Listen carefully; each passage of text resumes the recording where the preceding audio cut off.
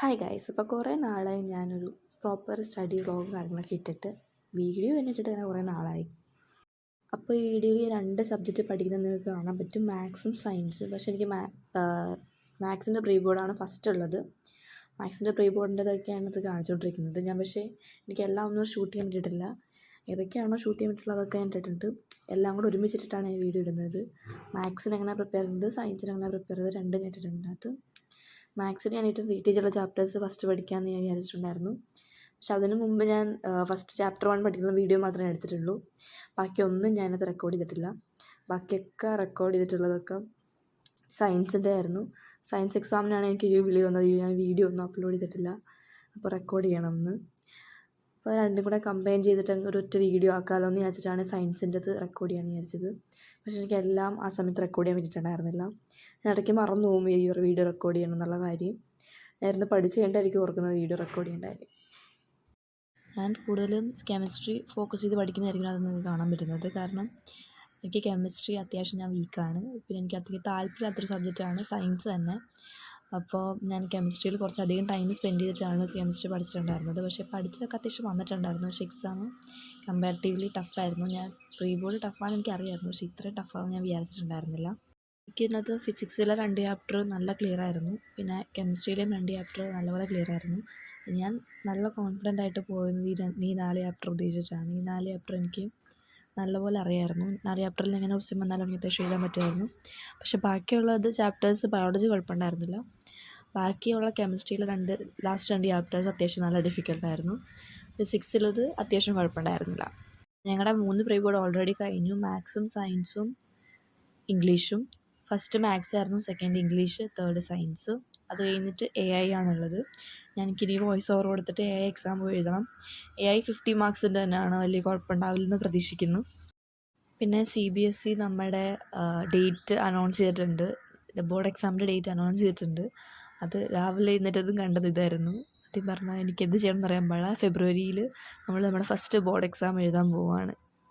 എനിക്ക് AI കഴിഞ്ഞാൽ പിന്നെ ഉള്ളത് സാൻസ്ക്രിറ്റാണ്. സാൻസ്ക്രിറ്റ് കഴിഞ്ഞിട്ട് സോഷ്യൽ. അത് കഴിഞ്ഞാൽ നമ്മുടെ പ്രീ ബോർഡ് കഴിയും. പ്രീ ബോർഡ് കഴിഞ്ഞാൽ 2-ാം തീയതി തന്നെ ഞങ്ങൾക്ക് റിസൾട്ട് വരുന്നതായിരിക്കും.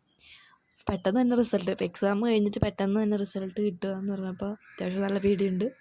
എന്താവുമെന്ന് എനിക്കറിയാൻ പാടില്ല. ഇത് എക്സാംസൊക്കെ അത്യാവശ്യം നല്ല ടഫായിരുന്നു. ഇംഗ്ലീഷ് ആസ് യൂഷ്വൽ കുഴപ്പമുണ്ടായില്ല, ഒരു മോഡറേറ്റ് ലെവലിൽ തന്നെ ആയിരുന്നു എപ്പോഴും ഉണ്ടായിരുന്നത്. കുഴപ്പമില്ല, നല്ല എക്സാം ആയിരുന്നു. പക്ഷേ മാത്സും സയൻസും അത്യാവശ്യം നല്ല പാടായിട്ടാണ് വന്നിട്ടുണ്ടായിരുന്നത്. ഞാൻ എക്സ്പെക്ട് ചെയ്തത് വെച്ച് നോക്കുമ്പോൾ നല്ലപോലെ പാടായിട്ടാണ് വന്നിട്ടുണ്ടായിരുന്നത്. ഞാൻ ഇത്രയും ടഫ് ലെവലിൽ ക്വസ്റ്റ്യൻ വരുമെന്ന് ഞാൻ വിചാരിച്ചിട്ടുണ്ടായിരുന്നില്ല. കാരണം ക്വസ്റ്റ്യൻ സാമ്പിൾ പേപ്പർ ഒന്നും ഇട്ടിട്ടുണ്ടായിരുന്നില്ല. അല്ലാണ്ട് PYQs നോക്കാണ്ടൊക്കെയാണ് ഞാൻ പോയത്. NCERT റെഫർ ചെയ്തിട്ടാണ് ഞാൻ പോയത്. പക്ഷേ അങ്ങനെ ആയിരിക്കില്ലല്ലോ. കോമ്പറ്റൻസി ബേസ് 50% ആക്കിയത് കൊണ്ട് തന്നെ അത്യാവശ്യം നല്ല പാടായിട്ട് തന്നെയാണ് ഞങ്ങളുടെ പേപ്പർ വന്നിട്ടുണ്ടായിരുന്നത്. ഞാൻ എന്തായാലും സോഷ്യൽ സയൻസിൻ്റെത് സ്റ്റഡി വ്ളോഗ് ഇടാൻ പറ്റുമോ ഞാൻ നോക്കാം. സാൻസ്ക്രിറ്റ് എന്തായാലും എനിക്ക് പറ്റത്തില്ല. സോഷ്യലിൻ്റെത് ഞാൻ എന്തായാലും വീഡിയോ ഇടാനായിട്ട് നോക്കുന്നതായിരിക്കും. പിന്നെ ഈ പ്രീ ബോർഡ് 1 കഴിഞ്ഞിട്ട് വേണമെങ്കിൽ സാമ്പിൾ പേപ്പറൊക്കെ ഒന്ന് നോക്കാനായിട്ട്. കാരണം ഞാനിതൊന്നും റെഫർ ചെയ്യാണ്ടാണ് പോയിട്ടുണ്ടായിരുന്നത്. ബാക്കി ഞങ്ങളുടെ സ്കൂളിൽ എല്ലാവർക്കും ഉണ്ട്, ക്ലാസ്സിലുള്ള എല്ലാവർക്കും എല്ലാവരും റെഫർ ചെയ്തിട്ടൊക്കെയാണ് ഓരോന്നും PYQസും നോക്കിയിട്ടുണ്ടായിരുന്നു. അങ്ങനെ ക്വസ്റ്റ്യൻ ബാങ്കും ഒക്കെ ഇട്ടിട്ടൊക്കെയാണ് വന്നിട്ടുണ്ടായിരുന്നത്. ഞാൻ മാത്രമുള്ള അങ്ങനെയൊന്നും ചെയ്യാണ്ട് വന്നിട്ടുണ്ടായിരുന്നത്. അതുകൊണ്ട് ഞാൻ മാത്രമല്ല, കുറച്ച് പേരൊക്കെ അങ്ങനെ ചെയ്യാണ്ട് വന്നിട്ടുണ്ടായിരുന്നത്. അപ്പോൾ അത്യാവശ്യം ടഫായിട്ട് ഫീൽ ചെയ്തു. കാരണം ഇതൊക്കെ സാമ്പിൾ പേപ്പറിലോ അല്ലെങ്കിൽ ക്വസ്റ്റ്യൻ ബാങ്കിലോ ഒക്കെ വന്നിട്ടുള്ള ക്വസ്റ്റ്യൻസ് തന്നെയാണ് ഞങ്ങൾക്ക് വന്നിട്ടുണ്ടായിരുന്നത്. പക്ഷെ അതൊന്നും നോക്കാത്തത് കൊണ്ട് തന്നെ എനിക്ക് അതൊക്കെ അറ്റൻഡ് ചെയ്യാൻ അത്യാവശ്യം ബുദ്ധിമുട്ടായിരുന്നു. നിങ്ങൾക്ക് ചിലപ്പോൾ ഈ വോയിസിൻ്റെ ഇടയിൽ അത്യാവശ്യം സൗണ്ട് നല്ലപോലെ കേൾക്കുന്നുണ്ടാവില്ല.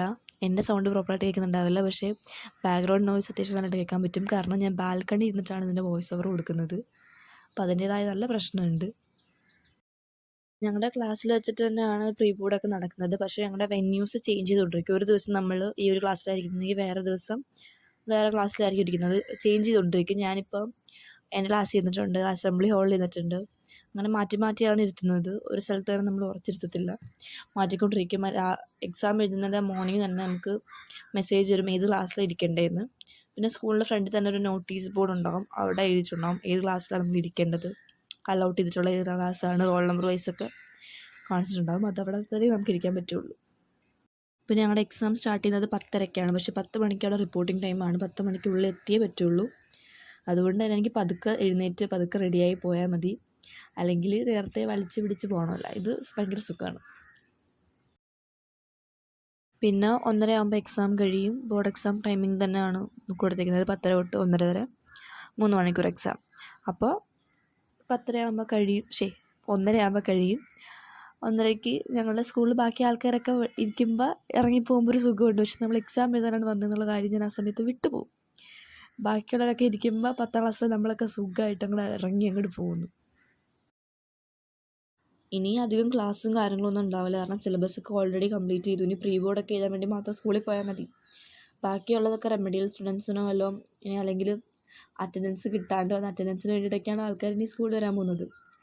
ഓൾമോസ്റ്റ് എൻഡായിട്ടുണ്ട്. ഇനി ക്ലാസ്സിൽ വരേണ്ട ആവശ്യമൊന്നുമില്ല. അറ്റൻഡൻസ് 70% ആയിക്കഴിഞ്ഞാൽ പിന്നെ വരേണ്ട ആവശ്യമേ ഇല്ല. ഐ തിങ്ക് മിക്ക സ്കൂളിലും ഇങ്ങനെ തന്നെ ആയിരിക്കും. 70% അറ്റൻഡൻസ് കിട്ടിക്കഴിഞ്ഞാൽ പിന്നെ വരേണ്ട ആവശ്യം ഉണ്ടാവില്ലല്ലോ. അപ്പോൾ ആ ഒരു ഇതിലിരിക്കുകയാണ്. പിന്നെ ഡിസംബറിൽ 2nd വീക്കോ വല്ലതും ഞങ്ങളുടെ പ്രീ ബോർഡ് 2 തുടങ്ങും. അപ്പോൾ പ്രീ ബോർഡ് 1 കഴിഞ്ഞതിൻ്റെ ക്ഷീണം മാറിയിട്ട് പോലും ഉണ്ടാവില്ല. അപ്പോഴേക്കും പ്രീ ബോർഡ് 2 എന്താണെന്നറിയത്തില്ല. പ്രീ ബോർഡ് 1ൻ്റെ റിസൾട്ട് സെക്കൻഡിനുള്ളിൽ കിട്ടുമെന്നാണ് പറഞ്ഞേക്കുന്നത്. അപ്പോൾ ആ വീക്ക് തന്നെ PTA മീറ്റിംഗ് ഉണ്ടാവും. PTA മീറ്റിംഗ് കഴിഞ്ഞിട്ട് ഡയറക്റ്റ് പ്രീ ബോർഡ് 2 ആയിരിക്കും. അപ്പോൾ പ്രീ ബോർഡ് 2ൻ്റെ റിസൾട്ടും മിക്കവാറും ആ മാസം തന്നെ കിട്ടാൻ ചാൻസ് ഉണ്ട്. അപ്പോൾ മൊത്തത്തിൽ പെട്ടിരിക്കുകയാണ്. പിന്നെ എന്തുകൊണ്ടാണ് ഇത്രയും ദിവസം വീഡിയോ ഇടാത്തതെന്ന് വെച്ചാൽ മടിയുണ്ട്. എല്ലാം കൊണ്ടും എനിക്ക് സത്യം പറഞ്ഞാൽ മടുത്തിരിക്കുകയാണ് വീഡിയോ അപ്ലോഡ് ചെയ്യാനൊക്കെ ആയിട്ട്. അത്യാവശ്യം നല്ല പാടാണ്. ഞാൻ എളുപ്പപ്പണിയാന്ന് വിചാരിച്ചിട്ടൊക്കെ തന്നെയാണ് ഇത് തുടങ്ങിയത്. പക്ഷേ നല്ല ബുദ്ധിമുട്ടാണ്. നമ്മുടെ ക്യാമറ എവിടെ പ്ലേസ് ചെയ്യണമെന്ന് അറിയാൻ പാടില്ല. ഒരു ഫ്രെയിമിൽ തന്നെ കണ്ടിന്യൂസ് കാണിക്കുകയാണെങ്കിൽ നിങ്ങൾക്ക് ബോറടിക്കുമായിരിക്കും. അപ്പോൾ അത് മാറ്റാൻ നടക്കണം. പിന്നെ ഫോൺ അധികം നേരം ഇങ്ങനെ കുത്തിയിട്ട് അത്രയും നേരം ഇങ്ങനെ ഓണാക്കി വെച്ചുകൊണ്ടിരുന്നാൽ അത് പറ്റത്തില്ല. ഫോൺ ചൂടാവും. അപ്പോൾ അത് മാറ്റണം. പിന്നെ നിങ്ങൾ സ്പീഡിലിട്ടിട്ടുള്ള വീഡിയോ ആയിരിക്കും കണ്ടുകൊണ്ടിരിക്കുന്നത്. പക്ഷേ അത് അധികം 1 മണിക്കൂറുള്ള വീഡിയോ ഒക്കെ തന്നെ ആയിരിക്കും നിങ്ങളെ ഷോർട്ടാക്കിയിട്ട് കാണിക്കുന്നത്. അപ്പോൾ അത്രയും നേരം ഫോൺ ഓണാക്കി തന്നെ ഇരിക്കുകയായിരിക്കും, ക്യാമറ ഓണായിരിക്കും. അപ്പോൾ നന്നായിട്ട് ചൂടാവും അത്. അപ്പോൾ അത് ഊരി മാറ്റി വെക്കണം. എന്നിട്ട് വീണ്ടും അത് ഓണാക്കണം. അപ്പോൾ ചിലപ്പോൾ റെക്കോർഡ് ഓണായിട്ടുണ്ടാവില്ല. നമ്മൾ ഫോൺ ജസ്റ്റ് ഇങ്ങനെ വെച്ചിട്ടായിരിക്കും പോയിട്ടുണ്ടാവുക. അപ്പോൾ അത്ര നേരം പഠിച്ചത് റെക്കോർഡായിട്ടുണ്ടാവില്ല. അപ്പോൾ ഇത് അത്യാവശ്യം നല്ല മെനക്കെട്ട പണിയാണ്. അതെനിക്ക് ചെയ്തു തുടങ്ങിയപ്പോഴാണ് മനസ്സിലായത്. അല്ലാണ്ട് ഇങ്ങനെ സ്റ്റഡി വ്ളോഗേഴ്സിനെയൊക്കെ കാണുമ്പോൾ ഇത് ഈസി ആണല്ലോ, ചുമ്മാ പഠിച്ചാൽ പോരെ, ഇത് റെക്കോർഡ് ചെയ്താൽ പോരെ എന്നൊക്കെ ആയിരുന്നു. പക്ഷേ ഇത് അത്യാവശ്യം പണിയെടുത്താലേ ഇത് വരത്തുള്ളൂ. ഞാൻ ഇത്രയും വലിയൊരു സ്റ്റഡി വ്ളോഗ് ഇതുവരെ എടുത്തിട്ടില്ല. എൻ്റെ വീഡിയോസ് നിങ്ങൾ ശ്രദ്ധിച്ചാൽ കാണും 10 മിനിറ്റിനുള്ളിലൊക്കെ ആയിരിക്കും, അല്ലെങ്കിൽ 10 മിനിറ്റൊക്കെ ആയിരിക്കും എൻ്റെ വീഡിയോയുടെ മാക്സിമം ഡ്യൂറേഷൻ ടൈം. ഇത് അതിലും കൂടുതലുണ്ട്. 80 minutesലൊക്കെ എബോവ് ആണെന്ന് തോന്നുന്നു. എനിക്കറിയാൻ പാടില്ല. ഇപ്പോഴും റെക്കോർഡ് ചെയ്തുകൊണ്ടിരിക്കുകയാണ്. ചിലപ്പോൾ ഞാൻ കട്ട് ചെയ്ത് കളയും. എനിക്കറിയത്തില്ല ഇത് എത്ര വരെ പോകുമെന്ന്. എന്തായാലും 80 minutesന് എബോവ് ഈ വീഡിയോ എന്തായാലും ഉണ്ടാവും. ഞാൻ വീഡിയോ എടുത്ത് വെച്ചിട്ടുണ്ടെങ്കിൽ അപ്ലോഡ് ചെയ്യാത്തത് ഞാൻ അപ്ലോഡ് ചെയ്യാൻ എഡിറ്റ് ചെയ്യാൻ നിൽക്കുകയാണെങ്കിൽ ഒത്തിരി സമയം ഞാൻ പിടിക്കും. എനിക്ക് പെർഫെക്ഷൻ വേണം, എനിക്ക് അത് ചെയ്യണം ഇത് ചെയ്യണം എന്ന് പറഞ്ഞ് ഞാൻ കുറേ ടൈം എടുക്കും. അതുകൊണ്ട് തന്നെ ഞാൻ പഠിച്ച് ഈ എക്സാംസൊക്കെ കഴിഞ്ഞിട്ട് ഇരുന്ന് ചെയ്യാമെന്ന് വിചാരിച്ചു. അതുകൊണ്ടാണ് AI എക്സാമിൻ്റെ ടൈമിൽ ഞാൻ ഇരുന്ന് എഡിറ്റ് ചെയ്യുന്നത്. അത് അപ്ലോഡ് ചെയ്തിട്ടായിരിക്കും ഞാൻ സ്കൂളിലേക്ക് പോകുന്നുണ്ടാവുക. ഇതിപ്പോൾ ഞാൻ ആക്ടിവിറ്റീസൊക്കെ റിവൈസ് ചെയ്തുകൊണ്ടിരിക്കുകയാണ്. എനിക്ക് ഫസ്റ്റ് ചാപ്റ്ററിൻ്റെ ആക്ടിവിറ്റീസൊക്കെ വരുള്ളൂ എന്ന് എനിക്ക് ഉറപ്പുണ്ടായിരുന്നു. അതുപോലെ തന്നെ ഒരു ആക്ടിവിറ്റി വന്നിട്ടുണ്ടായിരുന്നു. ഞാൻ റിവൈസ് ചെയ്തതിലൊരു ആക്ടിവിറ്റി വന്നിട്ടുണ്ടായിരുന്നു. അപ്പോൾ ആക്ടിവിറ്റി പഠിച്ചതിൽ എനിക്ക് ടൈം വേസ്റ്റ് ആയെന്ന് എനിക്ക് തോന്നിയില്ല. കാരണം എനിക്ക് ഈ ആക്ടിവിറ്റീസൊക്കെ അത്യാവശ്യം ഈസി ആയിട്ടാണ് തോന്നിയിട്ടുണ്ടായിരുന്നത്. ഞാൻ 2ാമത്തെ പ്രാവശ്യമായിരുന്നു ഇത് റിവൈസ് ചെയ്യുന്നത്. അതുകൊണ്ട് എൻ്റെ മനസ്സിലേക്ക് ഇത് ഓൾറെഡി വന്നു വെച്ചിട്ടുണ്ടായിരുന്നു. പിന്നെ ഇത് ഏത് റിയാക്ഷനാണ് ഞാൻ അവിടെ എഴുതി വെച്ചിട്ടുണ്ടിരിക്കുകയായിരുന്നു. ഞങ്ങളോട് ഞങ്ങളുടെ മാഡം പറഞ്ഞത്, നിങ്ങൾക്ക് ഇതെല്ലാം പഠിക്കാൻ അത്യാവശ്യം ബുദ്ധിമുട്ടായിട്ട് ഫീൽ ചെയ്യുകയാണെങ്കിൽ ഒന്നെങ്കിൽ ബയോളജി ഫുള്ള് പഠിക്കുക. ബയോളജിക്ക് 25 മാർക്കാണുള്ളത്. പിന്നെ അവർ എൻവയൺമെൻറ്റ് ചാപ്റ്റർ പഠിക്കുക, അതിന് 5 മാർക്ക് കിട്ടും. സോ ടോട്ടൽ 20 മാർക്സ് നിങ്ങൾക്ക് ഓൾറെഡി കിട്ടും. പ്ലസ് കെമിസ്ട്രിയോ ഫിസിക്സോ ഏതെങ്കിലും ഒന്ന് പഠിക്കുക. ഇങ്ങനെയാണ് ഞങ്ങളോട് പറഞ്ഞിട്ടുണ്ടായിരുന്നത്.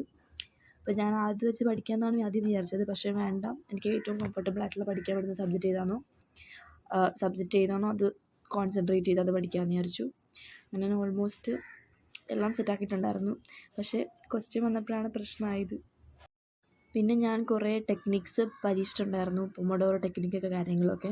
പക്ഷേ ഞാൻ പറയാമല്ലോ, പൊമഡോറോ ടെക്നിക്ക് വെറും വേസ്റ്റാണ്. നിങ്ങൾ ട്രൈ ചെയ്യരുത്. എനിക്കെന്തായാലും അത് വർക്കായിട്ടില്ല. എന്നെക്കൊണ്ട് 25 മിനിറ്റ് പഠിച്ചിട്ട് പെട്ടെന്ന് ബ്രേക്ക് എടുക്കുകയാണെങ്കിൽ അത് പറ്റത്തില്ല. എനിക്ക് കണ്ടിന്യൂസ് സ്ട്രെയിറ്റ് പഠിക്കുന്നതാണ് കംഫർട്ട്.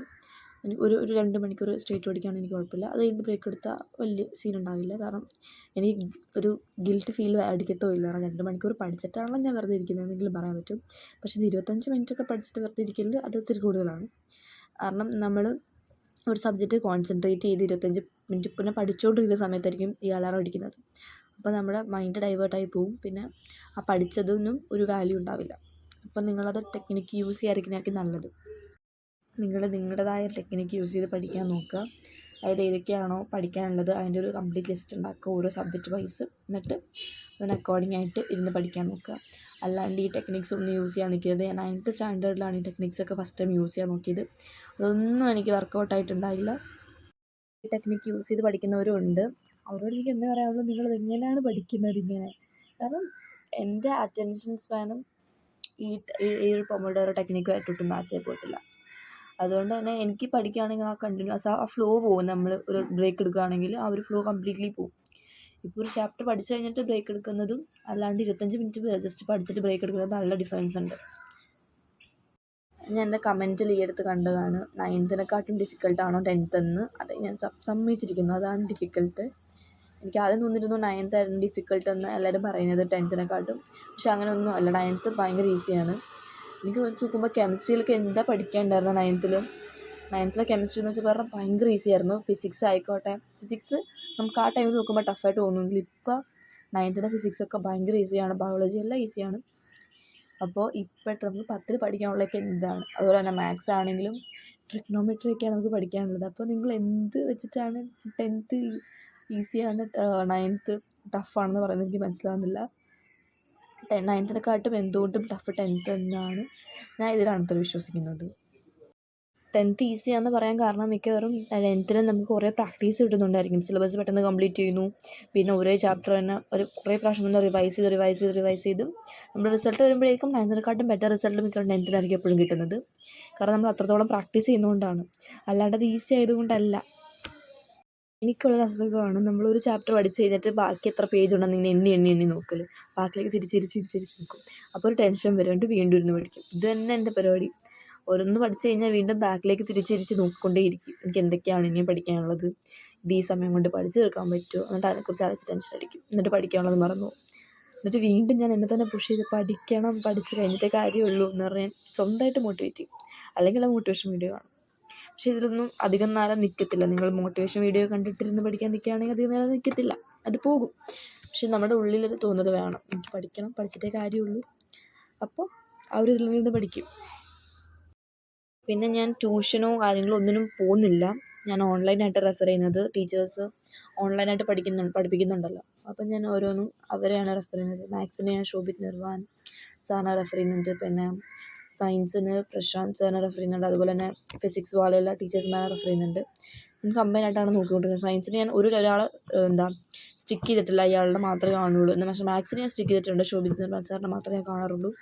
പിന്നെ വേറെ എങ്കിലും മാറ്റാൻ ചാൻസില്ല. ഞാൻ സാറിൻ്റെ മാത്രമേ വീഡിയോസേ കാണാറുള്ളൂ. കാരണം എനിക്ക് അതിനകത്ത് മനസ്സിലാവത്തുള്ളൂ. സയൻസിനും സോഷ്യലിനും എൻ്റെ ടീച്ചേഴ്സ് മാറിക്കൊണ്ടേയിരിക്കും. കാരണം എനിക്ക് ഒരു സബ്ജക്റ്റ് ഒരാളുടെ അടുത്ത് മനസ്സിലാവുകയാണെങ്കിൽ വേറെ ഇത് ഒരു ചാപ്റ്റർ ഒരാളുടെ അടുത്ത് മനസ്സിലാവുകയാണെങ്കിൽ വേറെ ചാപ്റ്റർ അയാളുടെ അടുത്ത് തന്നെ മനസ്സിലാവണമെന്നില്ല. മാറ്റിക്കൊണ്ടേയിരിക്കും ഞാൻ. പക്ഷേ അതെനിക്ക് വലിയ കുഴപ്പമായിട്ടൊന്നും തോന്നിയിട്ടില്ല. ലൈക്ക് ഓരോ ഡിഫറെൻറ്റ് സ്റ്റഡി ടെക്നിക്സ് വെച്ചിട്ടായിരിക്കും ഓരോ ടീച്ചേഴ്സ്മാരെ പഠിപ്പിക്കുന്നത്. വലിയ പ്രശ്നമില്ല. പക്ഷേ കെമിസ്ട്രി ഞാൻ ഒരു ടീച്ചറെ തന്നെയാണ് നോക്കിക്കൊണ്ടിരിക്കുന്നത്. എക്സാമിനറുള്ള മാഡമാണ്, അതുല്യ എന്നാണ് തോന്നുന്നു മാഡത്തിൻ്റെ പേര്. അപ്പം അവരെ തന്നെയാണ് നോക്കിക്കൊണ്ടിരിക്കുന്നത് കെമിസ്ട്രിക്ക്. എനിക്കിതൊക്കെ പഠിക്കുമ്പോഴും എൻ്റെ മനസ്സിലേക്ക് വരുന്ന സോഷ്യലാണ്. സോഷ്യലിന് ഞാൻ എന്ത് ചെയ്യും? കാരണം എനിക്ക് സോഷ്യലിന് എല്ലാത്തിനെക്കാട്ടും ചാപ്റ്റേഴ്സ് പഠിക്കാനുണ്ട്. പക്ഷേ എനിക്ക് ഇൻട്രസ്റ്റ് ഉള്ള സബ്ജക്റ്റ് സോഷ്യലാണ്. എനിക്ക് മാത്സ് ഇൻട്രസ്റ്റ് ആണ്, പക്ഷേ പാടാണ്. പക്ഷേ എനിക്ക് ചെയ്യാൻ ഇഷ്ടമാണ്. പാടാന്നറിയാണെങ്കിലും എനിക്ക് ചെയ്യാൻ ഇഷ്ടമാണ് മാത്സ്. പക്ഷേ എൻ്റെ ഫേവറേറ്റ് എന്ന് പറയുകയാണെങ്കിൽ ഞാൻ സോഷ്യലിനെ പറയുള്ളൂ. കാരണം എന്നെ പഠിപ്പിച്ചിട്ടുള്ള ടീച്ചേഴ്സ് കാരണമായിരിക്കും എനിക്ക് സോഷ്യലിന് എപ്പോഴും മാർക്ക് കിട്ടിയിട്ടുണ്ട്. എപ്പോഴും മാർക്ക് കിട്ടുന്ന സബ്ജക്റ്റിനോട് നമുക്കൊരു ഇൻട്രസ്റ്റ് ഉണ്ടാവുമല്ലോ, ഒരു ഇഷ്ടം ഉണ്ടാവുമല്ലോ. അതുപോലെ എനിക്ക് സോഷ്യലിനോടുള്ളത്. എന്നെ സോഷ്യൽ പഠിപ്പിച്ചിട്ടുള്ള ടീച്ചേഴ്സ്മാരൊക്കെ നല്ലതായിരുന്നു. 6th സ്റ്റാൻഡേർഡ് തൊട്ടാണ് എനിക്ക് നല്ല ടീച്ചേഴ്സ്മാരെ സോഷ്യൽ കിട്ടിയിട്ടുണ്ടായിരുന്നത്. സോഷ്യൽ നമുക്ക് വന്നിട്ടുണ്ടായിരുന്നത് 6th സ്റ്റാൻഡേർഡ് തൊട്ടാണല്ലോ. അപ്പോൾ നല്ല ടീച്ചേഴ്സ്മാരാണ് എനിക്ക് 6th തൊട്ട് ഇപ്പോൾ 10th വരെ കിട്ടിയിട്ടുള്ളത്. 10th-ലെയും 9th-ലെയും ടീച്ചേഴ്സ്മാർ 8th-ലെയും ടീച്ചേഴ്സ്മാർ അടിപൊളിയായിരുന്നു. ഒരിക്കലും മറക്കാത്ത ടീച്ചേഴ്സ്മാരായിരിക്കും ഇവർ. നല്ലപോലെ എനിക്ക് മനസ്സിലാവുന്നുണ്ടായിരുന്നു കാര്യങ്ങൾ. കോൺസെപ്റ്റ് ക്ലിയർ ആയിക്കൊണ്ടായിരുന്നു പോയിക്കൊണ്ടിരിക്കുന്നത് സോഷ്യലിൻ്റെ. പിന്നെ എനിക്ക് സോഷ്യലിന് എല്ലാ സബ്ജക്റ്റും ഞാനിങ്ങനെ ഓൺലൈൻ റെഫർ ചെയ്യാറില്ല. കാരണം മാഡം പഠിപ്പിക്കുന്നതൊക്കെ എനിക്ക് മനസ്സിലാവുന്നുണ്ട്. ഞാൻ ഹിസ്റ്ററിക്ക് വേണ്ടി മാത്രമാണ് റെഫർ ചെയ്യുന്നത്. ഹിസ്റ്ററിയും ജോഗ്രഫിയിലെ ലാസ്റ്റ് ചാപ്റ്റേഴ്സൊക്കെ അതിന് മാത്രമാണ് റെഫർ ചെയ്യുന്നത്. പിന്നെ എക്കണോമിക്സിലെ ചില കാൽക്കുലേഷൻസ് കാര്യങ്ങളും പിന്നെ പറയുന്നതൊക്കെ ചിലതൊന്നും എനിക്ക് മനസ്സിലാകാറില്ല. അത് മാത്രം ഞാൻ നോക്കും. പിന്നെ ഞാൻ അധികം നോക്കാറില്ല. ഞാൻ കൂടുതലും മാഡം പഠിപ്പിക്കുന്നത് തന്നെയായിരിക്കും പ്രിഫർ ചെയ്യുന്നത്. മാഡം തരുന്ന ക്വസ്റ്റ്യൻസൊക്കെ ഭയങ്കര ഇമ്പോർട്ടൻ്റ് ആണ്. ഇത്ര എക്സ്പീരിയൻസ് ഉള്ള മാഡമാണ്. അതുകൊണ്ട് തന്നെ മാഡം പഠിപ്പിക്കുന്നതിലാണ് ഞാൻ കൂടുതൽ കോൺസെൻട്രേറ്റ് ചെയ്യുന്നത്. ഞാൻ നേരത്തെ പറഞ്ഞതുപോലെ തന്നെ ഈ വീഡിയോയുടെ ഡ്യൂറേഷൻ അത്യാവശ്യം വലുതാണ്. നിങ്ങൾ ഇത്രയും നേരം വരെ കാണുന്നുണ്ടെങ്കിൽ താങ്ക് യു സോ മച്ച്. ഇനിയും കാണുക. പിന്നെ ഞാൻ സ്റ്റഡി വ്ളോഗേഴ്സിനും കാര്യങ്ങളൊന്നും റെഫർ ചെയ്യാറുണ്ട്, നല്ലപോലെ തന്നെ റെഫർ ചെയ്യാറുണ്ട്. ഞാൻ മലയാളത്തിൽ അങ്ങനെ ആരും ഞാനധികം കണ്ടിട്ടില്ല സ്റ്റഡി വ്ളോഗേഴ്സിനെ. ഞാൻ കൂടുതലും നോർത്ത് ഇന്ത്യൻസ് അവരെയാണ് കണ്ടിട്ടുള്ളത്. അതിനകത്ത് ഒരാളെ കണ്ട് മോട്ടിവേറ്റഡ് ആയിട്ടാണ് ഞാൻ എൻ്റെ സ്വന്തം ചാനൽ തുടങ്ങിയത്. സ്വന്തം ചാനലിൽ വീഡിയോ ഇടാൻ തുടങ്ങിയത്, സ്റ്റഡി വ്ളോഗ്സ് വീഡിയോ ഇടാൻ തുടങ്ങിയത് ഞാൻ ഒരാളെ കണ്ടിട്ട് മാത്രമാണ്. അയാളുടെ വീഡിയോ ഞാൻ ഇപ്പോഴും കാണാറുണ്ട്. എനിക്ക് ഭയങ്കര ഇഷ്ടമാണ്. അധികം പോപ്പുലറൊന്നും അല്ല, പക്ഷേ എനിക്ക് ഭയങ്കര ഇഷ്ടമാണ്. 10K അത്രയൊക്കെയാണ് പുള്ളിക്കാരുടെ ഇപ്പോൾ ഫോളോവേഴ്സ്. 10K അല്ല 9K ആണ്. 10K ഉടനെ ആവും, എനിക്ക് നല്ല ഉറപ്പുണ്ട്. അടിപൊളിയാണ്, ഭയങ്കര ഇൻട്രസ്റ്റിംഗ് ആണ്. അയാളുടെ ചാനലിൻ്റെ പേര് ഞാൻ ഉടനെ പറയുന്നതായിരിക്കും. എനിക്ക് ഭയങ്കര ഇഷ്ടമാണ്. ഞാൻ ഇരുന്ന് കാണുന്നൊരു വീഡിയോ അയാളുടെ മാത്രമാണ്. വേറെയും 10th ഇൻഫ്ലുവൻസേഴ്സിനെയൊക്കെ ഞാൻ ഫോളോ ചെയ്യുന്നുണ്ട്. പക്ഷേ പുള്ളിക്കാരി എപ്പോഴും എനിക്ക് സ്പെഷ്യലായിരിക്കും. കാരണം ആ ഒരു യൂട്യൂബർ കാരണമാണ് ഞാൻ സ്വന്തം സ്റ്റഡി വ്ളോഗ്സൊക്കെ എൻ്റെ ചാനലിൽ പോസ്റ്റ് ചെയ്യാൻ തുടങ്ങി. പിന്നെ എൻ്റെ കമൻറ്റ് സെക്ഷനിൽ വന്നിട്ടുണ്ടായിരുന്നു ഇത് സ്റ്റോപ്പ് ചെയ്യരുതെന്ന് പറഞ്ഞിട്ട്, 10th സ്റ്റാൻഡേർഡിലെ വീഡിയോ ഇടൽ സ്റ്റോപ്പ് ചെയ്യരുതെന്ന് പറഞ്ഞിട്ട്. കാരണം എനിക്കറിയാം 10th വീഡിയോ ഇടുന്ന ആൾക്കാർ മലയാളീസ് കുറവാണെന്ന്. ഞാൻ സെർച്ച് ചെയ്ത് നോക്കിയിട്ടുണ്ട്. അപ്പോൾ ഞാൻ വലിയവരൊന്നും കണ്ടിട്ടില്ല.